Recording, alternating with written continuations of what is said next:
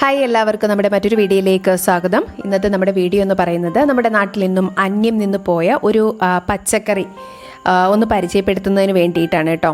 നമ്മുടെ ഈ പറമ്പിലൊക്കെ വെള്ളം നിൽക്കുന്നത് കാരണം ഞാനിതൊരു കവറിലാക്കി ജസ്റ്റ് നമ്മുടെ വീട്ടിൽ നിൽക്കുന്ന അഗസ്തി ചീരയിലോട്ട് പടർത്തി വിട്ടിരിക്കുകയാണ്. അപ്പം നമുക്ക് എത്താൻ പറ്റാത്തത് കാരണം ഒരു കമ്പ് വെച്ച് അതിൻ്റെ വള്ളി ഒന്ന് പിടിച്ചെടുക്കുകയാണ്. അതിൻ്റെ പേര് പറഞ്ഞില്ലല്ലോ, പച്ചക്കറിയുടെ പേര് പറഞ്ഞില്ല, മറ്റൊന്നുമല്ല, അടത്താപ്പ് എന്നാണ് ഇതിൻ്റെ പേര്. ഇതിൻ്റെ നമ്മുടെ നാട്ടിൻപുറങ്ങളിൽ പറയുന്ന പേര് ഇറച്ചിക്കിഴങ്ങെന്നാണ്. അത് പറയുമ്പോൾ ഒരുവിധമുള്ള പഴയ തലമുറയിലുള്ള എല്ലാവർക്കും ഇതിനെ അറിയാവുന്നതാണ്. എയർ പൊട്ടറ്റോ എന്നും പറയും കേട്ടോ. അതിൻ്റെ മറ്റൊരു പേര് എയർ പൊട്ടറ്റോ എന്നാണ്. നമ്മളിതിവിടെ വലിയ രീതിയിലൊന്നും കൃഷി ചെയ്തിട്ടില്ല. ഇത് അന്യം നിന്ന് പോകാതെ ഇതിൻ്റെ ഒരു മൂഡ് ഇങ്ങനെ സംരക്ഷിച്ചു പോകുന്നതാണ്. ഇടയ്ക്കിടയ്ക്ക് മഴ പെയ്യുന്നത് കാരണം ഇത് വലിയ ബുദ്ധിമുട്ടാണ് ഇത് വെച്ച് പിടിപ്പിക്കാൻ വേണ്ടിയിട്ട് കേട്ടോ. ഇതിനെക്കുറിച്ച് എനിക്കറിയാവുന്ന ചെറിയ കാര്യങ്ങളൊക്കെ ജസ്റ്റ് ഒന്ന് പറയാം. നമ്മുടെ പുതുതലമുറയ്ക്ക് അത്രയൊന്നും പരിചിതമല്ലെങ്കിലും നമ്മുടെ പണ്ട് കാലത്തെ നാട്ടിൻപുറങ്ങളുടെ അടുക്കളയിൽ അടത്താപ്പിന് അത്രത്തോളം പ്രാധാന്യമുണ്ടായിരുന്നു. നമുക്ക് ഒറ്റ നോട്ടത്തിൽ ഇത് കാണുമ്പോൾ ഉരുളൻകിഴങ്ങോ കാച്ചിലോ ഒക്കെ ആയിട്ട് തോന്നാം. പക്ഷേ കാച്ചിലിനോട് ചെറിയൊരു ഉപസാദൃശ്യമുണ്ട് ഇതിന് കേട്ടോ. പക്ഷേ ഇത് മണ്ണിനടിയിലല്ല, പടർന്നു കിടക്കുന്ന ഈ വള്ളികളിലൊക്കെയാണ് ഇങ്ങനെ ഈ കിഴങ്ങ് വിളയുന്നത്.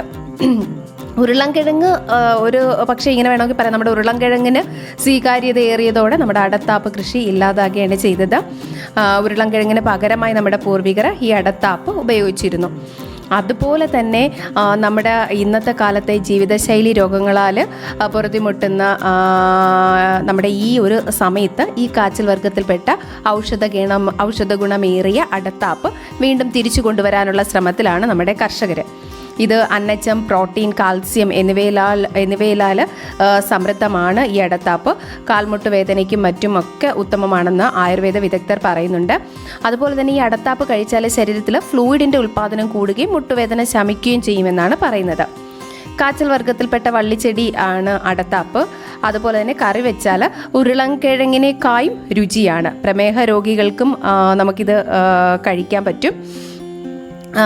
ഇതിൻ്റെ ഈ വിളവെടുക്കുന്ന ഈ സീസൺ എന്ന് പറയുന്നത് ഡിസംബർ മാസങ്ങളിലാണ്. പോഷകങ്ങളാൽ സമ്പന്നമായ ഇത് പ്രമേഹ രോഗികൾക്ക് പഥ്യാഹാരമായിട്ട് ഉപയോഗിക്കാം. നമ്മുടെ മരത്തിന് മുകളിലോ പ്രത്യേകം പന്തലിട്ടോ ആണ് നമ്മുടെ ഇവയുടെ വള്ളികൾ വളർത്തുന്നത്. പിന്നെ ഇതിൻ്റെ ഒരു പ്രത്യേകത എന്ന് പറഞ്ഞു കഴിഞ്ഞാൽ ഈ വള്ളികൾ ഇടത്തോട്ട് മാത്രമേ വളരൂ. അപ്പം ഇത് പിച്ചുകൊണ്ട് വന്നപ്പോൾ നമ്മുടെ അമ്മ ഇങ്ങനെ ഇത് ജസ്റ്റ് ഒന്ന് അതിൻ്റെ തൊലിയൊക്കെ ഒന്ന് കളഞ്ഞ് കാണിക്കുകയാണ് കേട്ടോ.